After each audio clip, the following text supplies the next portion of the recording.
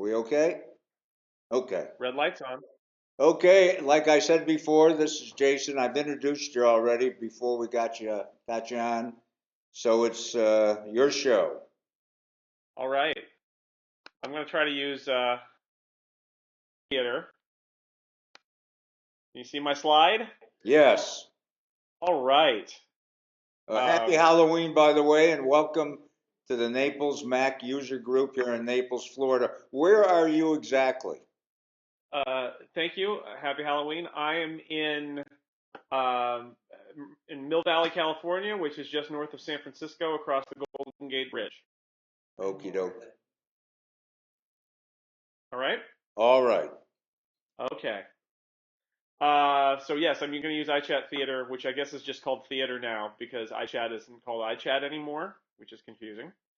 Um, so I'm Jason Snell. I'm the editorial director at IDG. I've been the editor in chief at Macworld for quite some time, and recently my job and world changed a little bit. So I wanted to talk a little bit about what I'm doing and what we're doing with Macworld, and then I wanted to talk a little bit about the most recent Apple product announcements, and I wanted to leave a little time for Q&A because usually when I speak to user groups, there are lots of great questions. I'm fortunate enough to spend my days um, covering Apple and getting my hands on all the latest products, and so usually when I talk to user groups, there are lots of great questions, and I often can actually answer them, which is cool. So um, one of the interesting things about the business that I'm in is that I'm in two industries that are kind of completely crazy. The technology industry and the media industry. So the the technology industry is changing dramatically, and you guys know this. We're 5 years out from the introduction of the iPhone, and that technology has kind of swept through the mobile phone industry. The iPad has been out for a couple of years and coming up 3 years, and it's kind of hard to believe. Um, so many changes in the internet that the internet has caused, that changes in the computer industry, these new mobile devices, just amazing change. And then in the media industry, the same thing is happening. So, when I started at Mac World, and actually before that at Mac User in the early 90s, I wanted to work in a monthly print magazine. That was my thing that I wanted to do. I actually worked at a daily newspaper for a while. Uh, didn't love the pace. Wanted to have something with a little bit of a slower pace. This is funny now because, of course, the media has changed completely, and we all work on the web now. And while Macworld still does a print magazine, most of that stuff originates on the web, and we post, a dozen stories a day on each of our websites. So my desire to escape the pace of a daily newspaper led me to an industry that now we're posting stories on a minute by minute basis. So that was interesting. Not what I planned. When I started in this business, uh, I did it because I was a Mac user in college and loved it, and always was interested in the media and always was interested in technology. So I chose this path myself. But at the time, in the late 90s, you may recall that was a really bad time to be somebody who'd focused their entire career on Apple, or to be an Apple and a Mac user, because it seemed like Apple was going to fade away into nothingness in 1997, especially. I was at the Macworld Expo when Bill Gates appeared via satellite to announce that to Steve Jobs that they were going to invest in Apple and basically keep Apple alive. Those were dark times, but it's funny. A lot has changed since then, and actually, um, Apple has become so successful that writing about Apple has all of us who write about Apple have gotten a 10-year tour of the hottest parts of the technology industry because Apple has led the way from 2000. I mean, you could say from the introduction of the iMac in '97, but certainly since 2000 with their digital hub strategy, which got everybody in the technology industry thinking about how important media was, music and videos, to the introduction of the iPod and how that changed the technology industry, and then everything we've seen since then. Um, people who cover Apple are covering the forefront of the technology industry, which turns out to be um, a much better place, a much better vantage point. So when I said I'm the editorial director of IDG, what's happened is that I, along with a lot of my colleagues who have traditionally been Mac editors, have gotten promoted, and I can't help but think that there are two reasons for this. One is because we've spent the last 10 years at the forefront, because Apple spent the last 10 years at the forefront and has really redefined the technology industry. So you might have had a PC person, you know, 5, 10 years ago, they're like, well, the editor of PC World is obviously the preeminent expert on technology.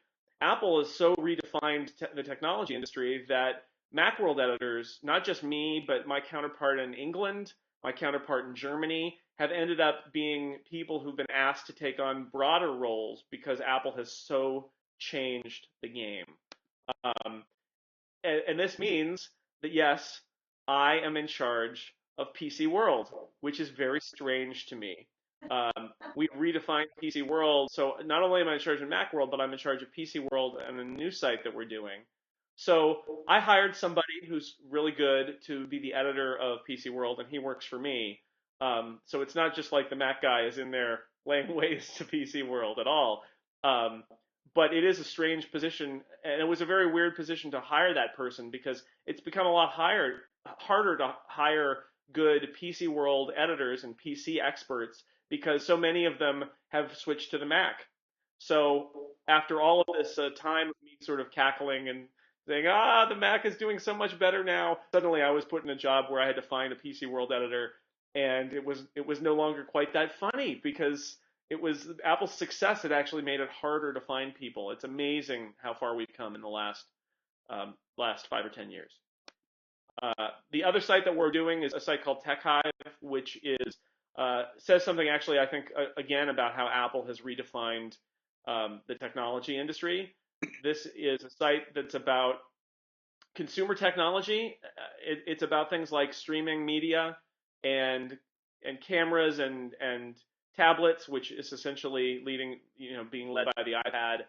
Um, Apps. There's Apple's influence there on the web and social, digital entertainment, a major Apple area. So there's a lot um, that we're doing on TechHive. That's again the footprints of Apple are there, and that's one of the reasons that I think was chosen to do it. I should say the other reason that I think the Apple people have succeeded in the technology media industry is because maybe we have a passion for this stuff that some of the traditional kind of PC journalists didn't have. I found I don't want to make too big a point of this because there are lots of great PC oriented journalists too, but I think there's a general tendency that the Apple people were in it because they loved it, and a lot of the PC people were in it because it was a good job and the technology was a good career, and there wasn't a lot of passion. And in the end, people who are passionate about what they do are always going to be better than the people who are doing it but not excited about it. And Apple people have always had a lot of passion. So this is Mos Eisley Spaceport from Star Wars. Uh, and I just wanted to speak briefly about our competition. This is the wretched hive of scum and villainy. There's a lot of really tough, bad tech media out there, and one of the things that we try to do with Macworld and PC World and Tech Hive is choose what we cover. We don't want to cover a lot of rumors. We don't want to cover a lot of gossip. There's a lot of tech industry gossip and things about how this will affect the stock price or who's investing in who. And I've always cared about and passionate about products, great products like Apple products, about apps and accessories. And a lot of the stuff I see in the tech media now is about the stuff that I'm sure somebody cares about, but I really don't. So, we're trying to be very much about what we've always been about at Macworld and PC World, which is products and what are the best products? Is this a good product? And how do I use it better? How do I make the most of it? So this guy has been with me since day one of my of my career in when I started a Mac user. It's the mouse, and I just wanted to point out that this in some ways this guy exemplifies um, so much about the change that we've seen. This is a sort of redrawing of it by the guys at the Icon Factory. So he's nice and kind of glossy, and he's the cutest little rodent that you'll see this side of Mickey Mouse. You know, if you saw 100 of them, you would be worried about the infestation, but there's just the one, and a good product gets five. But what's funny about this is Mac users started using the mouse because the original Macintosh had a mouse and other computers didn't. So this is a reference from uh, what 30 years ago now, almost. Uh, and this is one of the issues with Macworld in general, and with the technology industry is we're not only do most Macs sold don't not come with mice anymore, and mice isn't a differentiator in any sense of the word, but we also were covering all of these other Apple products that aren't Macs even, and the name is Macworld, and there's this little mouse. And what does it mean? I mean, it is one of the challenges that we have is that the technology industry is changing so quickly that a lot of the stuff that a normal business would have built up as an important part of their brand that would go on forever. For us, it's like, what we cover moves faster than than our name can and our logos can, and that's always a challenge. I think it's exciting, but it's always a challenge for anybody in this business. This is why technology is so great, is things happen so fast. But at the same time, it's we always have to remember um, the the world changes fast, and we've got to adapt and change with it. I gave a presentation earlier this month at a developer conference, and that was the theme, was that you have to adapt and change, and nobody likes it, but everybody has to do it. Um, which brings me to Apple, another nice slide created by the Icon Factory.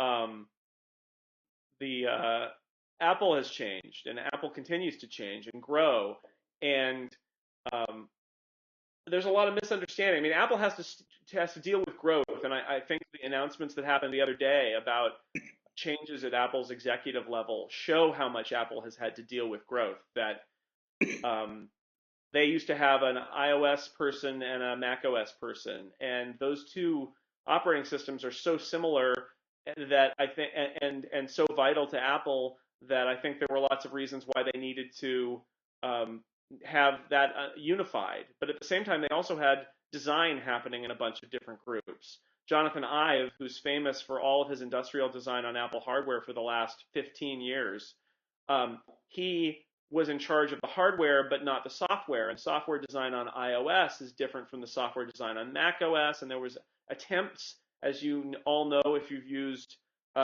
Lion or Mountain Lion, attempts to unify those more and make them more similar, but they were working across departments and they weren't necessarily tied in with the way the hardware looked. And Apple's growth makes this even more of a struggle because Apple's not a big company. They're big in value, but they don't have thousands and thousands of developers. They're a relatively small company in Cupertino. I mean, compared to the footprint of their devices, how many devices they sell, they don't have an army. And so they have to pick their spots, and they're struggling with growth too. And I think you saw that with the announcements the other day. Um, there's also a lot of misconception about Apple's growth, and I wanted to highlight that with a couple of slides. This is a slide that you'll see a lot out there. I didn't update this for the latest quarter, but the trends basically have remained the same. This is Apple revenue by product line over time. And if you look at it, what it looks like is you see the rise of the iPhone, you see the fall of the iPod, the fall of the Mac, and the rise of the iPad. And this is interesting in the sense that it shows you what Apple's company focus is in terms of the money it brings in. The iPhone is half of Apple's business now. There's no doubt about it, and increasing. And the iPad is rapidly becoming a third of Apple's business and increasing. And the Mac, which used to be even just 6 years ago, roughly half of Apple's business is now more like 15% of Apple's business. So people look at this and they say, wow, the Mac is in it's hard times for the Mac. Here's another similar. It's fun with graphs. You can make lots of different charts in numbers. Um, Numbers isn't as good, I think, as a spreadsheet as Excel, but it makes the prettiest charts. So this is a stacked version of that same chart, and you can see the iPhone is just eating the iPod and the Mac alive. And so you look at this and you say, well, iOS is obviously the future of Apple, and the Mac doesn't matter to Apple anymore. The Mac is fading away. And I admit I'm sort of going down this path because it's a pet peeve, but also because it's a misunderstanding of Apple. And I think as Mac users, it's important to keep in mind when you're talking to people who will say that Apple doesn't care about the Mac anymore, is to look at a chart like this. So this chart is using billions of dollars on the x-axis, which I've trimmed off here. This is not by percentage. This is money. This is just growth of money over time. And you can see the iPhone growth of money over time is almost vertical, which is it's huge and it's vitally important to Apple. But I want to show you. Look at the blue line, which is the Mac there, and what you see is the Mac continues to grow. It continues to go up. And so when people talk about the Mac losing importance at Apple, it's true that the Mac isn't the percentage importance that it used to be, but the Mac is, and there's other charts that I could have put in here that I didn't, the Mac compared to the rest of the computer industry, the Mac is basically number one in the computer industry now. It grows. The Mac is showing growth in an industry that's showing no growth. The PC industry as a whole doesn't grow anymore. It really doesn't. And there are very few companies that are successful selling PCs at all. And Apple is not only still successful, it's growing the Mac. The Mac as a standalone business would be an incredibly profitable, successful business. So when you look, this is also why I think that people who say that the Mac is going to disappear and just be replaced by fancier iPads and the Mac in the end will just vanish. I don't think it's true. And we'll talk about Apple's Mac announcements from last week in a second, but the Mac is doing really well, and it gets obscured by the incredible success that Apple has had building these new businesses on the iPhone and the iPad. And people love their iPhones and iPads, and I do too. But I just wanted to call out that the Mac is not chopped liver. The Mac is doing really, really well and growing, and I don't have any concerns about the future of the Mac. I think in many ways, when we see Windows 8 launching, which is radically different from past versions of Windows, and better, I would say, much better than past versions of Windows. But for a lot of Windows users, I saw somebody post this on the internet the other day, a lot of Windows users can view Windows 8 as an exit, that Windows is changing, and they can make a decision at that point, and they can change. It's a little bit like when we went from OS 9 to OS 10. It's an opportunity to upgrade, but the change is so dramatic that people may just say, well, if I'm going to change, why don't I just get a Mac? And I actually think that this is an incredible opportunity for Apple to grow the Mac even more, that if Microsoft is going to make this radical a change to Windows, there are going to be a lot of Windows users, and who knows what that percentage is. It could be small or it could be large, but I think there are a lot of Windows users out there who've already been thinking, maybe I should just get a Mac. We've seen the growth, which is coming from people who are buying a Mac for the first time. Half the Macs sold in Apple stores every year are going to people who've never had a Mac before, and that's been consistent for years now. That maybe with Windows 8, the Mac is going to grow even faster because people are going to say, well, only reason I was sticking with Windows is because of this old stuff, and you're getting rid of the old stuff, so why don't I just get a Mac? Okay, so the second part of my presentation is about the products that we saw last Wednesday, I think. I was at the California Theater in San Jose for the Apple event, and it was a good event. And everybody went there thinking it was going to be about the iPad mini, and that's why everybody was so excited to be there. And Apple, again, showing off the Mac, took the Mac and put it front and center at the beginning of the presentation. And I think we were all surprised at just how much Mac news there was. So there's a new iMac, We can talk about that if you've got questions about it. It's thin and light, and a lot of people said it's not a laptop. Doesn't matter. Does it matter if it's thin and light? And the answer is probably not.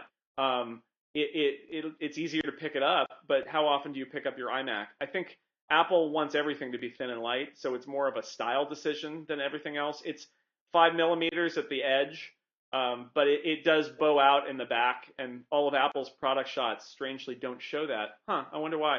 Um, but they're impressive machines. They're faster. They don't have optical drives. You have to use that as you have to add on an external DVD drive if you want that. It's not in there anymore. The RAM on the smaller model, the 21-inch, is not upgradable. It comes with 8 gigs of RAM, I think. The larger one, there's a door on the back, and you can actually install more RAM up to 16, I think. And then there are two options for the hard drive. You can get three options. You can get a flash drive like there are in Apple's laptops that's no spinning hard drive. You can get a spinning hard drive, traditional kind, or you can get this thing called the Fusion drive, which is a combination. It's got a large chunk of flash memory like an SSD or a flash drive, not no moving parts drive, and it's also got a giant spinning hard drive. And the idea there is giant spinning hard drives are great at holding lots of stuff and are cheap.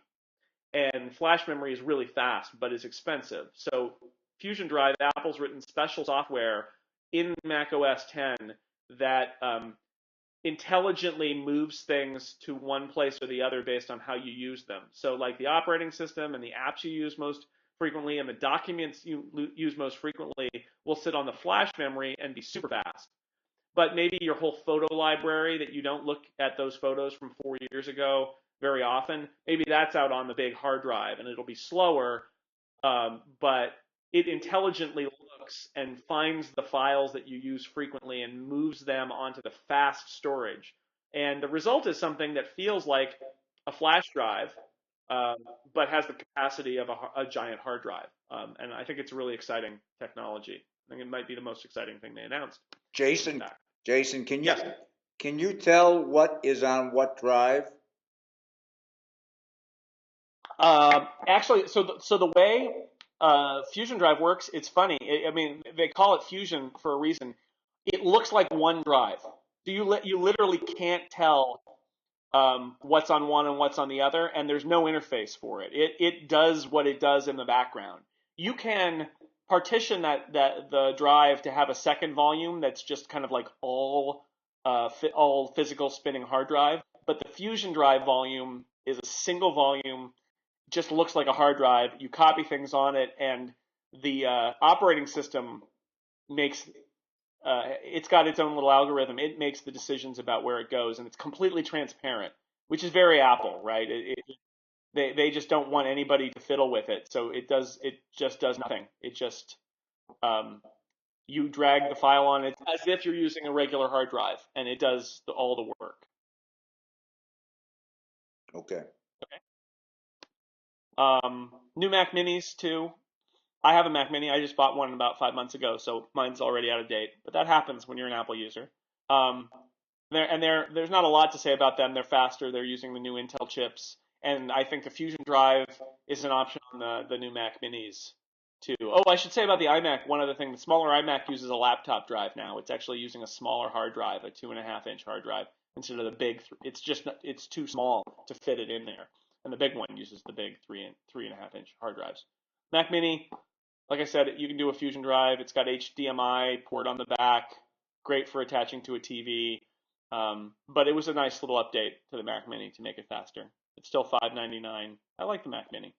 They're very versatile. We asked them afterward about how people use the Mac Mini, and the answer was um, every way you can think of. That it's just um, it doesn't have a single use case. They thought when it first came out it would be a cheap computer for switchers, but in fact people use them as servers, people use them as kiosks, people use them as digital entertainment systems attached to their TV. They use them in schools. They're all over the place, and so they're pretty versatile, and it's a fairly successful product for Apple.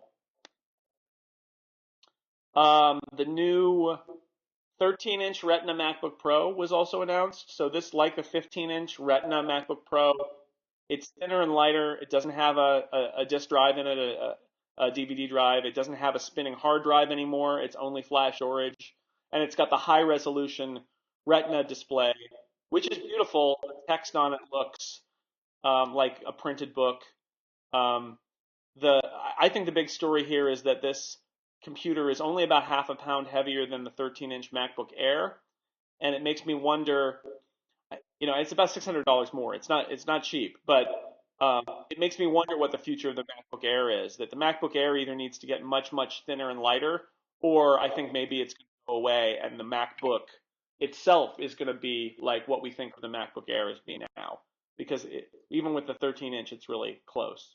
I use an 11-inch MacBook Air, so I can't wait for that 11-inch Retina display, but I think I'll be waiting for a while. Um, Otherwise, I mean, these systems with the flash storage um, and the fast Intel processors, these are faster. I think these all of these current Mac laptops, we're so used to thinking of Mac desktops as being fast and laptops as being slow. But the fact is, at this point, the iMac and the Mac Mini have basically the same stuff in them that the laptops do. They're essentially all using laptop equipment. Only the Mac Pro is using big desktop hardware. So, like, I have a MacBook Air that's 2 years older than my iMac, or 2 years younger than my iMac, and it is it's so much faster that I've given up on using the iMac. I just use the laptop now, and it's funny that we've come to this point that Apple's laptops are so fast, and the flash storage is so fast that um, it's just that much faster than even the desktops are at this point. Somebody's knocking on my door. Oh, it's the UPS man.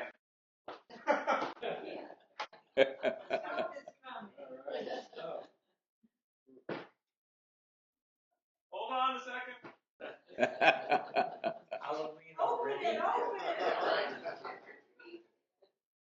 It's very exciting. I think this is my smart cover for my iPad Mini, which I don't have. That's exciting. So I can look at my smart cover and be very sad that I don't have my iPad Mini. The UPS guy, I shook him off and he said, "Well, don't you want this?" Well, actually, it's not going to do me any good until I have the iPad Mini. Oh yes. Oh, this is exciting. Isn't it nice of Apple to ship um, accessories before you actually get the product? It's like they're taunting me. You don't have an iPad Mini yet, but I have a smart cover, so that's really exciting. So I'm glad you could share that with me. Well, what will I do with this? It's magnetic. I could clip it on my refrigerator. All right. I've received an Apple product that I bought. Um, what else do we have here? The new iPad was a surprise, right? They're calling it the fourth generation iPad. It's very much like the existing iPad. Only things that really changed are it's using that new Lightning connector instead of the old dock connector. So it's like the iPhone 5. It's got that new little connector, so that all of our adapters and plugs and things that we've gotten over the last 7 years are now not functional with new Apple stuff. Yay! um, but this is and they changed the processor. It's a much faster processor inside. It's basically the processor that was in the iPhone 5, a version of that, as opposed to the processor that was in the iPhone 4S, which is what happens when the iPad comes out in the spring and the iPhone comes out in the fall, as has happened the last couple of years. Is the new processor is ready for the iPhone, but the iPad's already come out, and so for half the year the iPad is slower, noticeably slower than the iPhone hardware.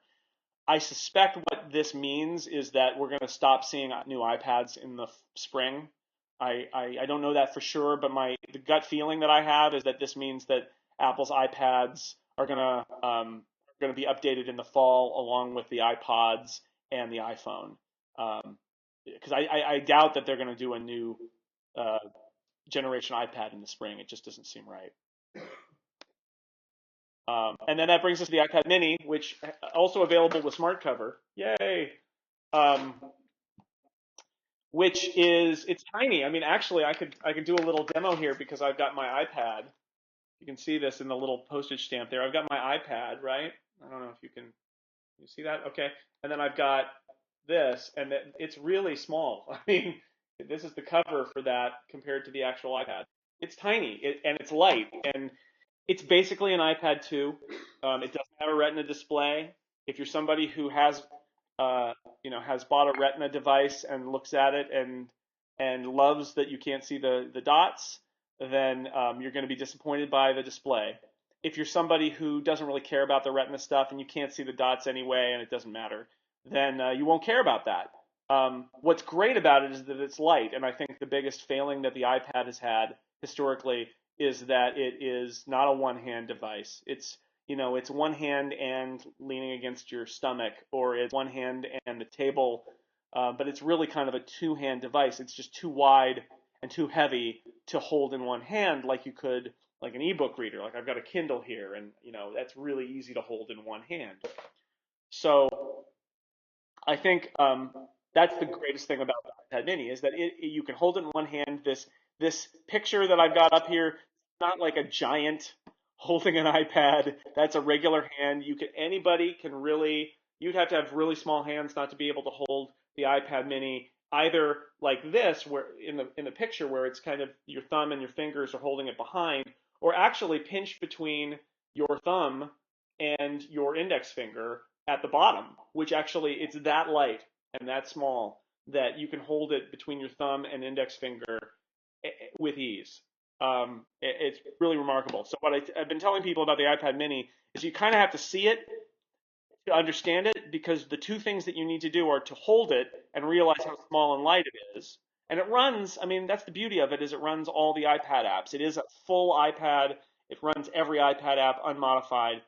Um, but you also need to see it to see the screen and see if you get bugged by the fact that it is not the high resolution Retina screen.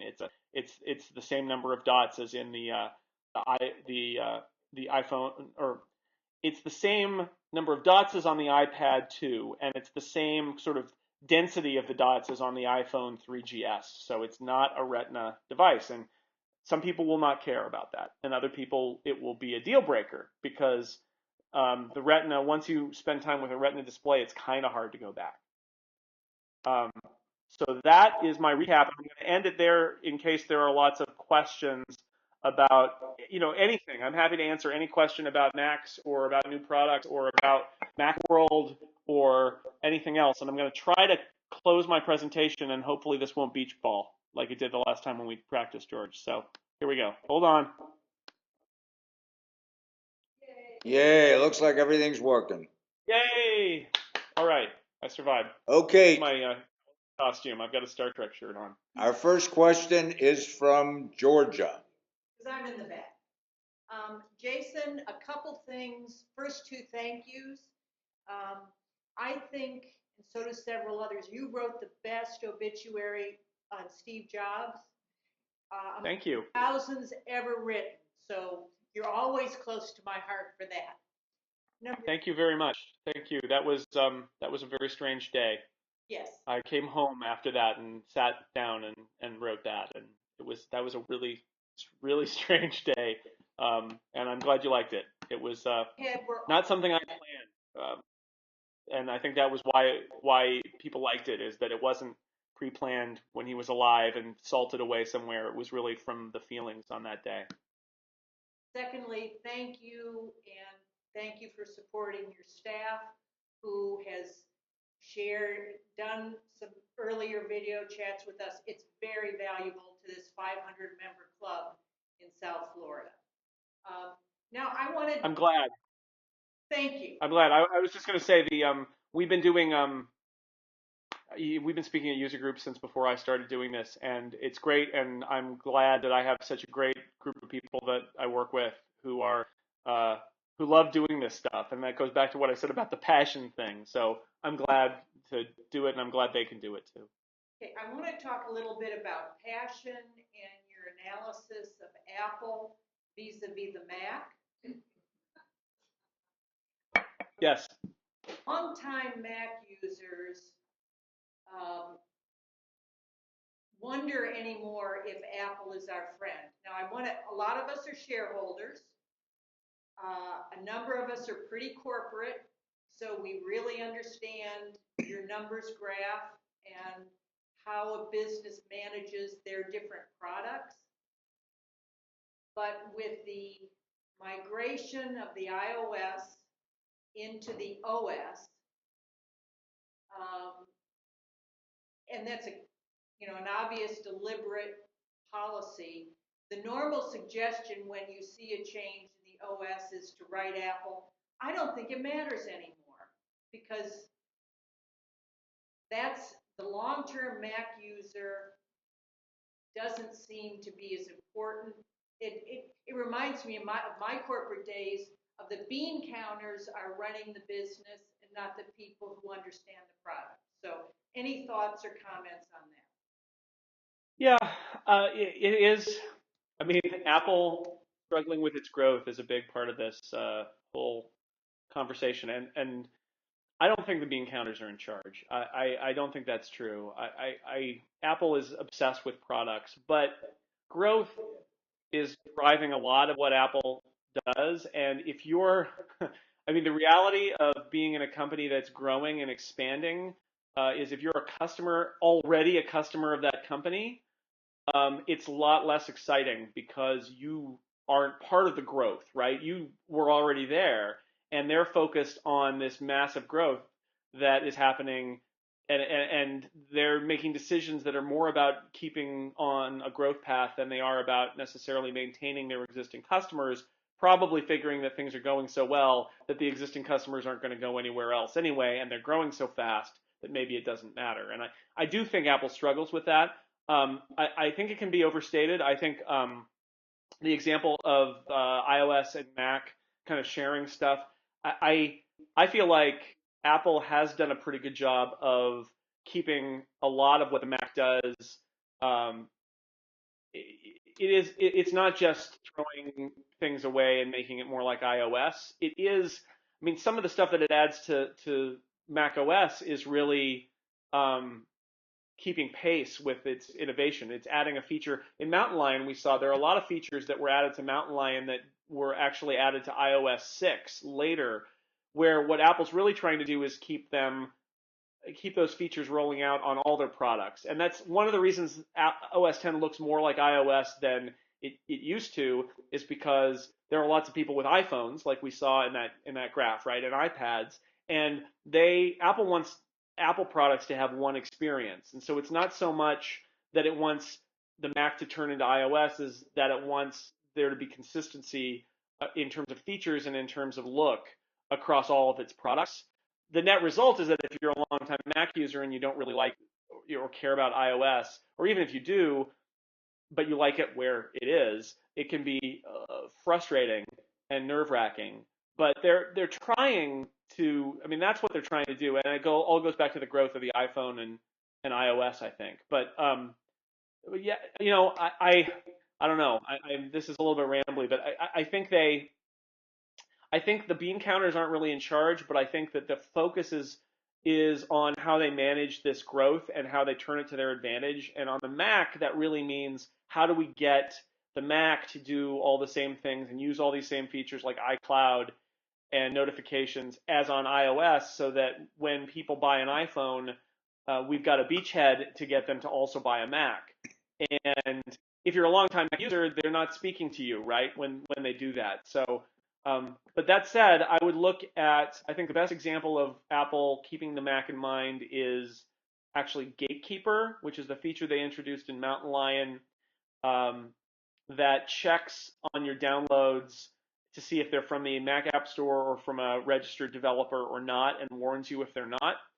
And that they built that entire feature, I think, to me that means they're never going to make Macs be App Store only. Because if they wanted to make the Mac App Store only, they would just do it. They wouldn't need Gatekeeper to do that.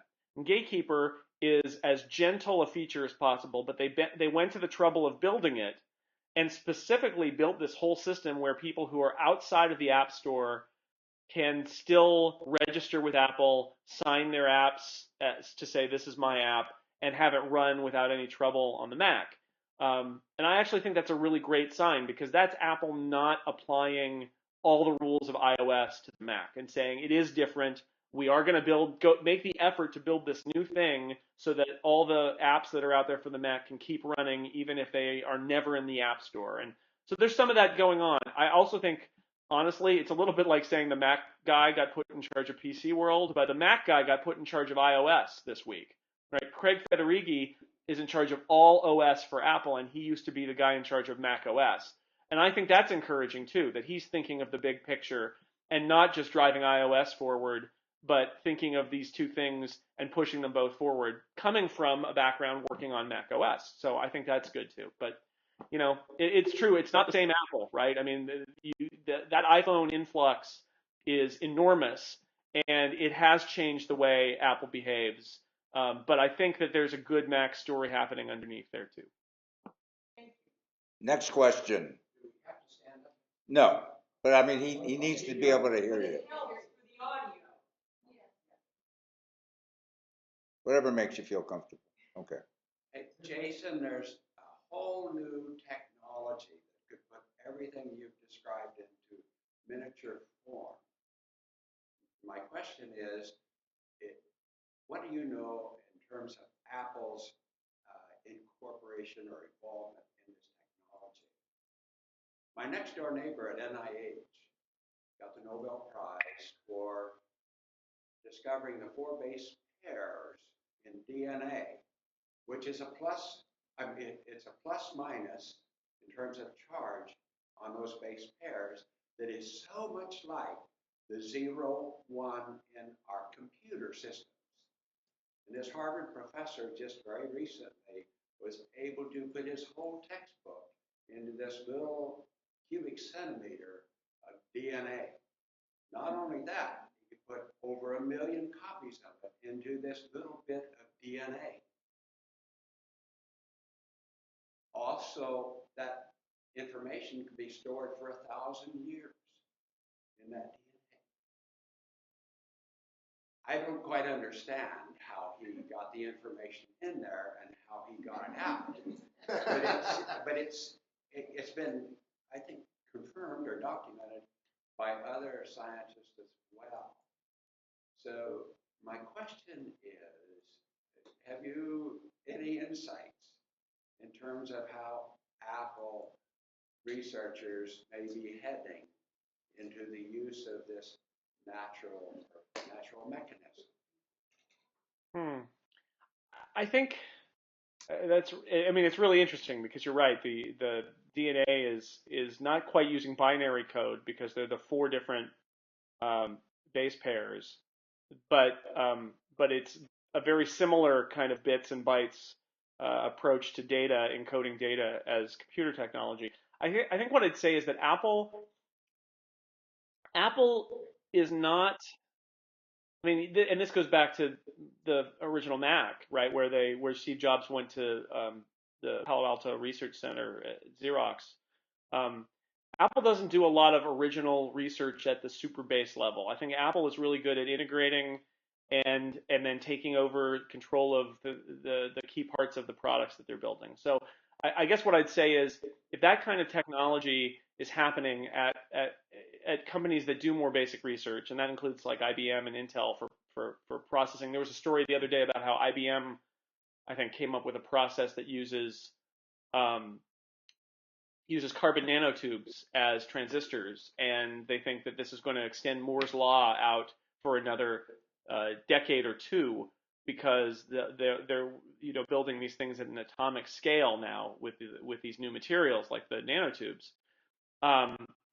So those companies are doing a lot of that basic research. So I guess what I'd say is Apple is not the scientist in the lab. Apple is the kind of artist who is doing a synthesis of what the available materials are. If I strain this artist metaphor even further, what I'd say is that Apple is mixing their own paint and they're buying the paint from reputable paint vendors, but they're not researching new paints so much. They're innovating on the canvas but they're not innovating with like making the canvas and making the paint. I know that's a little too far to go probably, but so basic research like that I would say is not at the point where Apple would be involved, but I think that it's something that I'm sure that if it became something that was deployable in a real product, that was when they would come up with. Then Apple would ask the question that maybe other companies wouldn't about the right way to do that and why, what's the right way to apply that technology? Because that's what Apple really is good at, is applying new technologies in ways that people want instead of doing what a lot of tech companies do, which is say, hey, here's some new technology. How do we stick this in something? And that's the wrong approach, right? You really want to take the new technology and figure out how it enables you as a company to make a product that solves a problem for people. And that's what Apple's really good at. Next question, Mitch. I have a couple questions. On the Fusion Drive for the new iMac, I've asked this before with a different group. How is that going to work if you're doing backups, bootable backups with like Super Duper? I've been told that, well, you'll still do the Super Duper backup and this thing will be smart enough to figure out that the operating system is going to go into the smart part of the drive after you turn it on and run it for a few days. That's the first question. And the second one is the maturity of the iPhone and sort of the iDevices. Are they? It's like, what's next? I mean, the iPhone 5 is great. I've got one, but it's basically the iPhone 4 stretched out. And now the big competitive advantage seems to be you get an iPhone, then you get an iPad, and they all talk to each other, and then you get an iMac, and they're all talking in the cloud to each other, and somebody says, hey, why don't you get this Android as super duper, and it is, and it's better maybe. But you say, I'm not getting that because it's not integrated in everything else I do. But they're all working on that, and one of these days you're going to be able to go out there and buy an Android, and they're going to say, guess what? It talks to everything that does everything that Apple does. I mean, they've stolen all their patents. They're going to do that too. So the question is that is that really a competitive threat? Do you see that cannibalization from other products? And are they going to break that barrier of getting these things all to talk together? And then the Fusion question. Yeah, so the second question, definitely part of Apple's strategy, and it's the part of Google's strategy and Amazon's strategy and Microsoft's strategy is this ecosystem thing, which is we control everything and they all work together and they talk together. And that's one of the reasons you stay, right? I mean, even if we accepted that the Galaxy S3 is a better phone than the iPhone, just let's say that for a second, but you have an iPad and an iPhone, and you have all your apps, and most of them exist on Android maybe, or some of them exist on Android, but you'd have to buy them all again. And right now, if you buy something, but you want to keep your iPad, but right now, if you buy something on the iPhone, it also runs on the iPad. But if you get this, then suddenly you can't do that. So now you have to switch to Android for everything. But you like your iPad and you don't want to switch from the iPad because the Android tablets aren't very good. I mean, that's part of Apple's strategy is they want you to feel like you benefit. It's like Monopoly. If you get all three colors, it's worth more. And that's what Apple wants is you get a Mac and an iPhone and an iPad and they all work together and it's just better than if you're mixing and matching. And you can use Google services for some of that stuff, but not others. And Google's doing the same thing in Amazon and Microsoft. So that's part of it. But you do need to compete on products too. And iPhone 5 is good. It's true. It's not. I mean, it doesn't do new things. It's thinner and lighter and has LTE and it's advancing. I wonder whether we're reaching a point where there are not going to be massive advances technologically in smartphones, where it's really all about where the hardware can't get much thinner and it can't get much lighter. Maybe the batteries can get better. I'm sure Apple is pushing in those directions. But one of the places where Apple actually has an advantage over Samsung, for example, is that Apple controls the hardware and the software. And so maybe what we'll see is more innovation on hardware and software features in the future. And maybe the phones themselves don't change as much.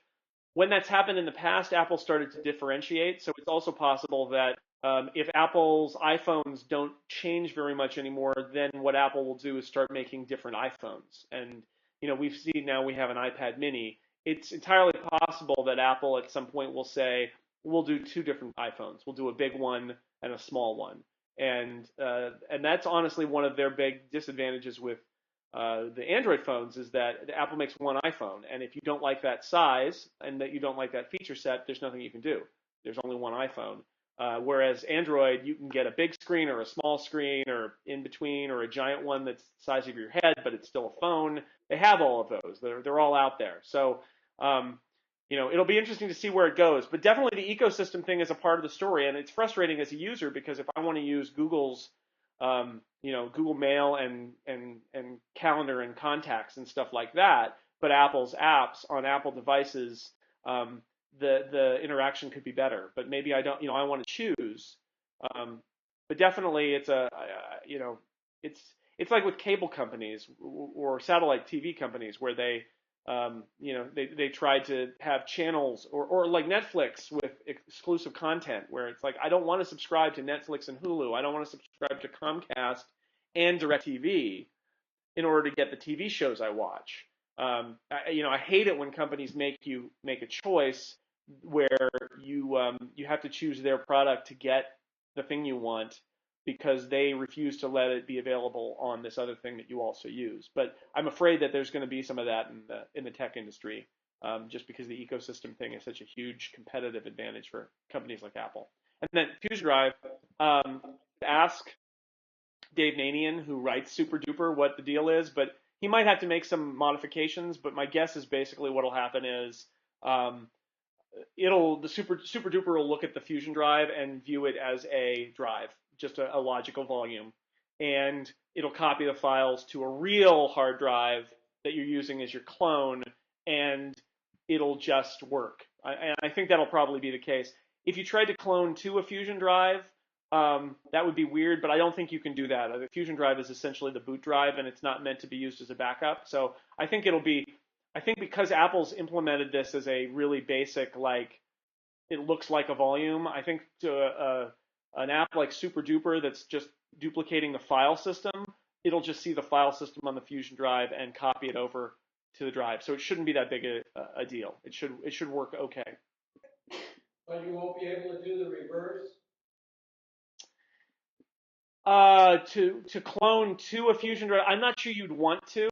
You probably would be able to, and then the Fusion Drive would figure out where the files need to go as it does it. But I'm not sure that's going to be as common. I mean, if you need to restore to the Fusion Drive, you probably do it that way, and that would probably work too. Because Fusion Drive really is just like files. It's very much like with the encryption that's in Mountain Lion, the File Vault 2, which I have turned on, where literally your entire hard drive is encrypted. And from the perspective of the disk utilities and everything else that's at a high level in the operating system, the disk isn't encrypted because they see it as one volume with all the files unencrypted. And this is like that, where at the app level, it should look like perfectly normal. It's just that underneath the core storage layer, just to get a little nerdy, is doing lots of magical stuff to make it work. Thank you. Don, yes? Yeah, Jason, thank you very much. The Mac Mini is a wonderful product. So is the Mac Pro. But how about for those of us who the Mac Mini is not quite enough for what we need, but the Mac Pro is an overkill? Do you think that Apple will ever make a mid-size computer?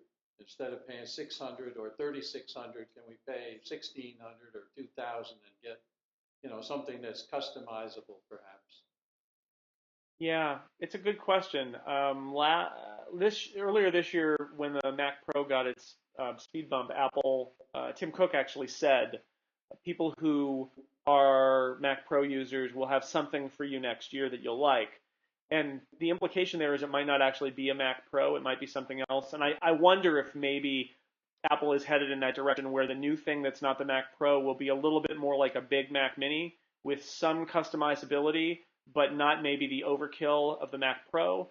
all the Macs are so fast now that I'm not sure the Mac Pro, the Mac Pro has some really limited use. But it's a good question.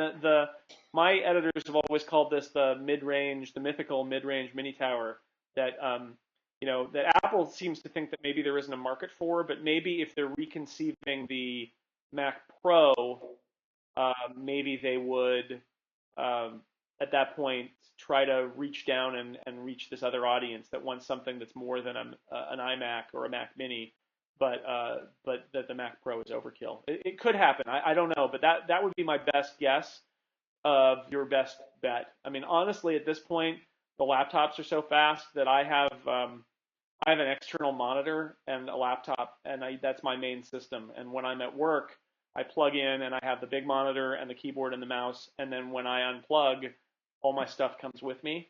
And that's just because the laptops are so fast. It's not really customizable and expandable. Thunderbolt, though, may change that, right? I mean, I have a Thunderbolt display. And when I plug in, I'm not just getting the display, I'm getting gigabit Ethernet and FireWire 800 and a bunch of other stuff. And that might lead to some interesting places too, where there's some Thunderbolt stuff. Thunderbolt hasn't really taken off yet, but I think that stuff like that might be a way to get expandability and speed without necessarily having a giant Mac Pro. But let's see what happens next year. I think that's your best hope, is that the new thing that's not a Mac Pro maybe might be something that's more in line with what you're thinking of. Thank you. The other thing is to expand on what George has said. When you talk to the Apple people, will you tell them that to keep the option of reverting to your old style? Like here in the club, many people have reverted their mail to the old classic mail display, but we can't do that, say, with address book. Why can't they offer more of that? And my next thing is the poor eyesight camera. When I first bought my Mac Mini, okay, I bought a nice, beautiful Apple display, but it didn't come with a camera. So I bought an eyesight camera. When they went to Snow Leopard, it was not supported initially. And many, many, many people wrote in, and finally they did support it in Snow Leopard.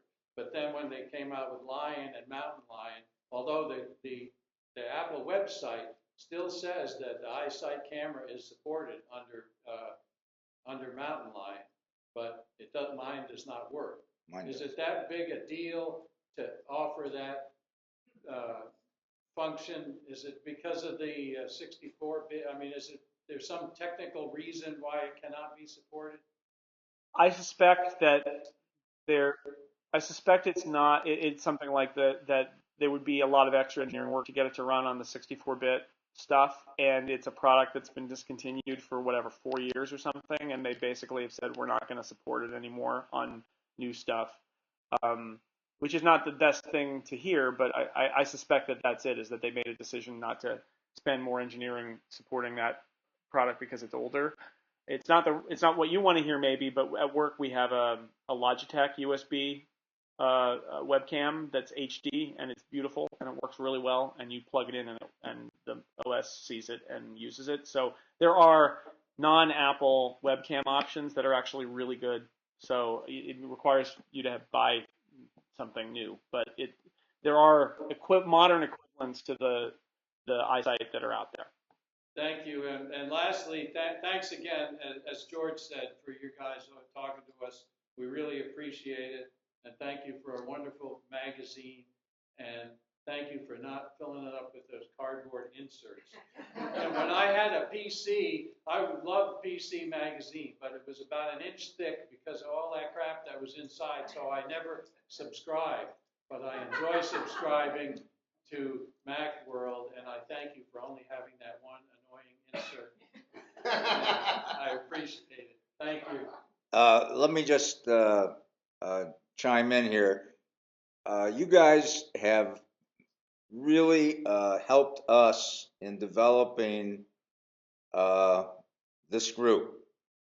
When I joined the group 6-7 years ago, we had 200-300 members, and we were just talking about the Mac. And in the last few years, it's the iPad, the iPhone, and so forth.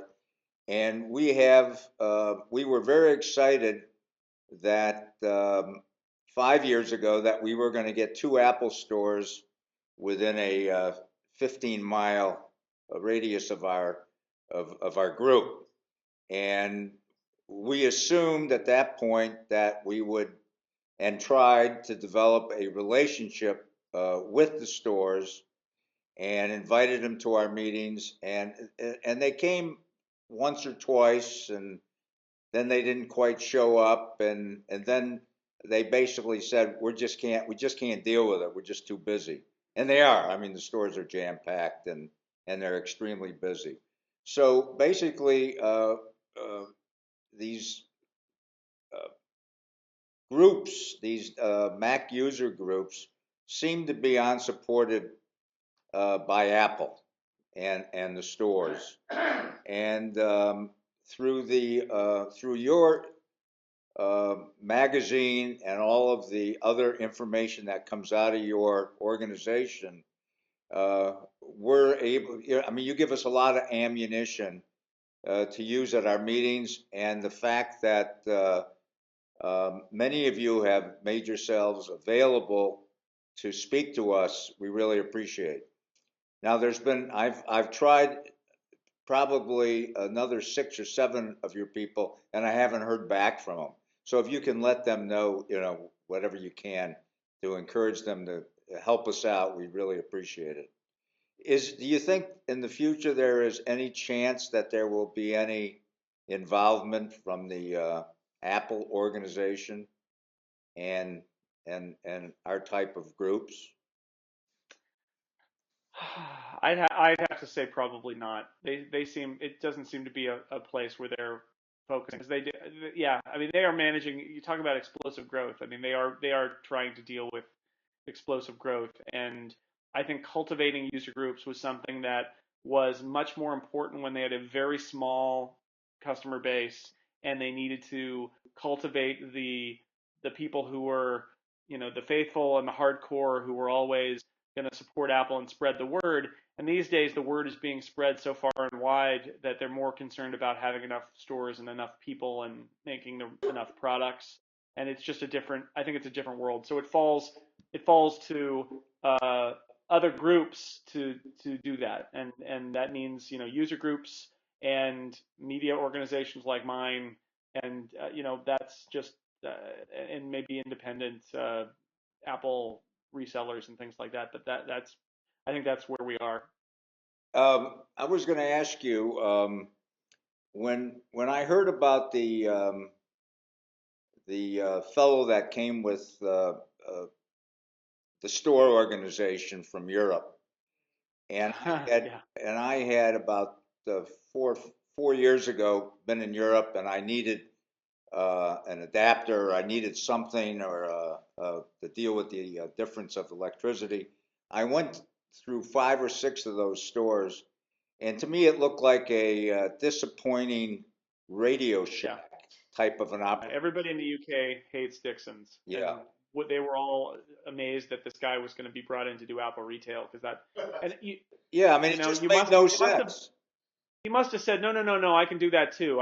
This was what they wanted me to do, but I can do that too. But I think he showed his true colors when he started cost cutting at Apple stores and going back on his old approach. And you never see that. I mean, the fact that while he was still there, that there was this statement put out saying, oh, well, we're not going to do that anymore. We're making a change. At that point, it seemed clear to me that that guy was gone because that his initiatives were being countermanded in public by Tim Cook, and I mean, that was a bad hire. We said that's like I don't know if you remember when Apple hired this guy Mark Papermaster from IBM. Same deal. They brought him in as a hardware guy to lead the hardware team. He was there for like 6 months and he was gone. And it was just, you hire people and sometimes they're great hires and sometimes they're bad fits. And Apple is such a unique company that I think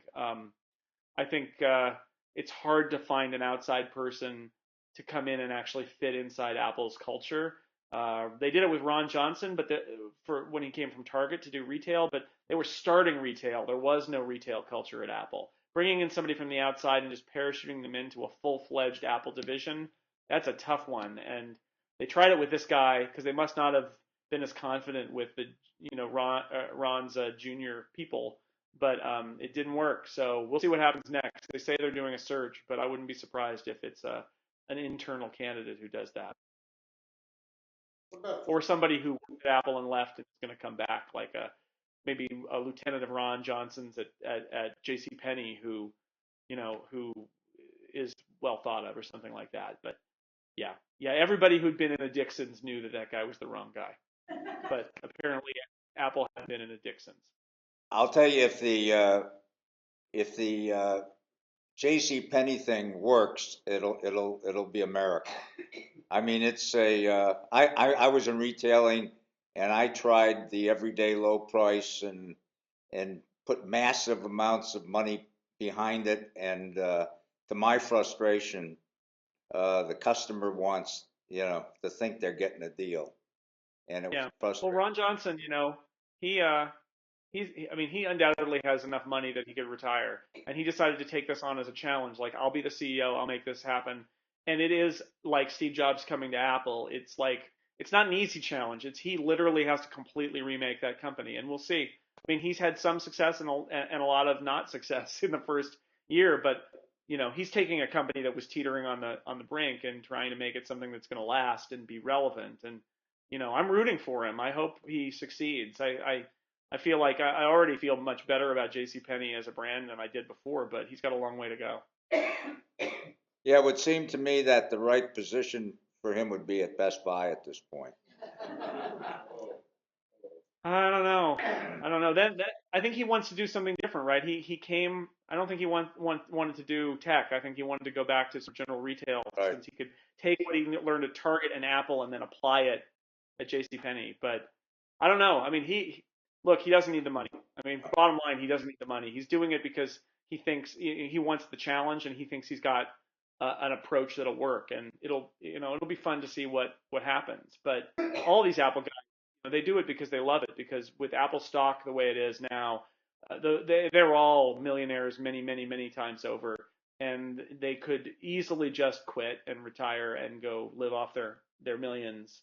And the reason they stay is because they have a passion for what they do. Because I mean, at this point, Apple's been so successful that there's a lot of money there that they don't need to do it. They do it because they want to. What's next up your sleeve, your business? We're really busy doing the stuff that we've launched in the last year. In the last year, we added tablet editions to, iPad editions to both Macworld and PC World, and we launched TechHive and remade PC World into something that's much more about Microsoft and the PC and less about sort of general tech. We moved that stuff to TechHive, and that's the stuff that we're doing right now, is figuring out how we as a company can publish these, 3 different websites, 2 magazines, 2 iPad editions, and on top of that, all the ebooks we're doing now. We're doing a lot of ebooks in iBook Store and the Kindle Store. So that's what we're doing is kind of out there right now, and we just have to grow it and figure out how to keep doing it and do it better.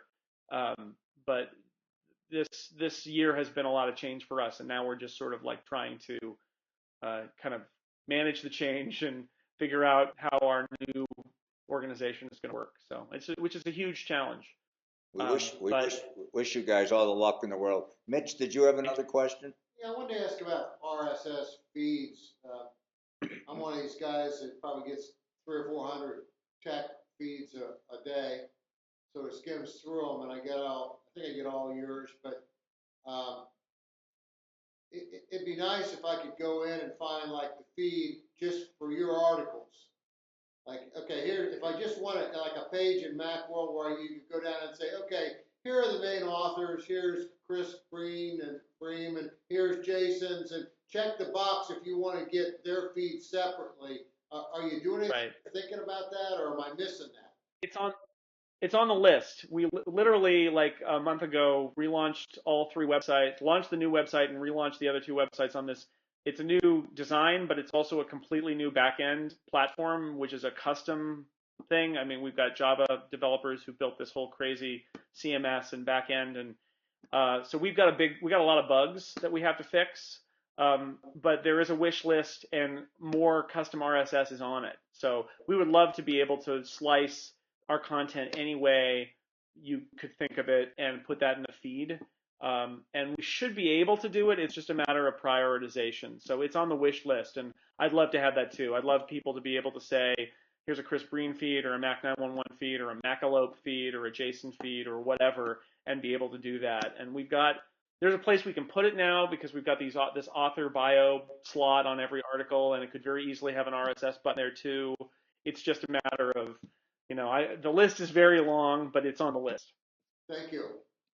Jason, thank you very much. Thanks, everybody. Smart cover thanks you too. You were present at the arrival. It's very exciting. Have a good Halloween. Thanks, you too. How many? You got 3 kids, right? I got 2 kids. 2 kids. They're 10 and 8. So they're very excited. It might rain here later though, so that's going to be ugly. But they're at school in their costumes now, so it's very exciting. Okay. Have a great day. Thanks. Thanks. Bye.